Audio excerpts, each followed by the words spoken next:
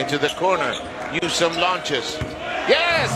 We're in the lead by 3. Mga ka-sports, Gilas Pilipinas tinamakan ang Jordan. Grabe mga ka-sports dahil kahit wala si Kai Soto at si QMB at sila Renz Abando sa kanilang 12-man pool, umarangkada pa rin ang Gilas sa Jeddah. At syempre, dinumog ng mga OFW fans ang venue. Parang Pinas ang vibes. Kung trip mo po ang content, paiwan ng follow at pasubscribe na din. Tara, simulan na natin. Nagharap ang Gilas Pilipinas kontra Jordan sa isang matinding tune-up game sa Jeddah, Saudi Arabia. Kabilang ng pagkawala ng dalawang big men, si Kai Soto at Quincy Miller-Brown, hindi ito naging hadlang para sa Gilas na dominahin ang laro. Si Justin Brownlee ang nanguna sa opensa, suwabe ang shooting, clutch ang galaw at walang kapaguran. Habang si CJ Perez, Scottie Thompson at Kevin Cambao, lahat nagpakitang gilas. Napakabilis ang bola, tuloy-tuloy ang atake at solid ang rotation kahit wala ang ilang key players. Ang depensa ng Gilas Pilipinas napakatibay pa rin, puro hustle plays, steals at denied defense. Sina Chris Newsome